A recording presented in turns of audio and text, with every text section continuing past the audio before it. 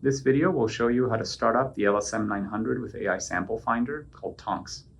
In the room, there are startup instructions. The other side has the shutdown instructions. We're going to follow these instructions one at a time to get the system up and running. The first step is to log into the system on the iLabs kiosk. I've already done that. The second step is to verify the computer is on and log in. So you can see the monitor is on, therefore the computer is on. If it were off for whatever reason, if this light is off, it means the computer is off. Press it and that will turn the computer on. People should leave the computer on, but if for some reason it's off, that's the button you press to turn it back on. So now we need to log in. So I'm just going to hit enter. The login that we use is Tonks and the password is MSL, all lowercase.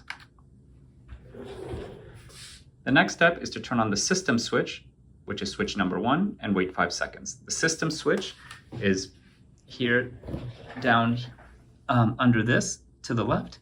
There's the system switch. I'm going to turn it on and wait 5 seconds. Once 5 seconds have gone by, I'm going to go back here to my startup instructions and turn on the component switch, which is number 2. I'm going to go back here and turn on the component switch. The next step is to wait for the focus controller box, or number 3, to display definite focus 3 standby. So the focus controller box is over here, and we want this to say definite focus 3 standby. That's going to take a while. In the meantime, I'm going to remove this dust cover and set it aside.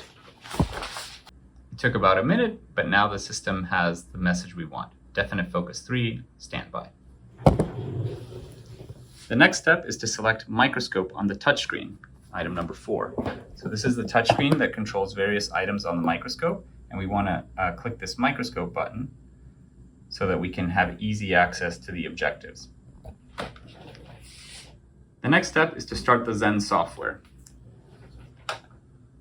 See, I'm just going to double click here on the top left corner of the screen on Zeiss Zen. It might not be exactly the same version for you as we periodically upgrade it, but it should look something like this when it starts. The software has finished starting up, and this message has come up saying stage focus not calibrated. If you look at the startup instructions, it says if there is a stage focus not calibrated message, click calibrate now. That's what we're going to do. When you do that, the stage is going to move and find the corner. So make sure you don't have something fragile on there that this movement would cause it to fall or something like that. Now that'd be very weird, but just make sure you don't have a sample on it while it's doing that, just to be safe. Now it will only do this calibration if you are the first person to turn it on during the day, or if you came and found it off. If the system was already on when you got here, you will not need to do this calibration.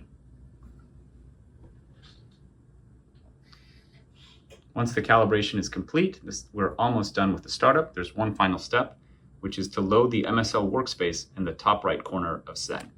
So if you look at Zen, it's a big screen. In the very top right, it says workspace. And in the drop-down menu, you want to select the MSL option. What that will do is make the software look the same every time you start. With that, we're ready to go.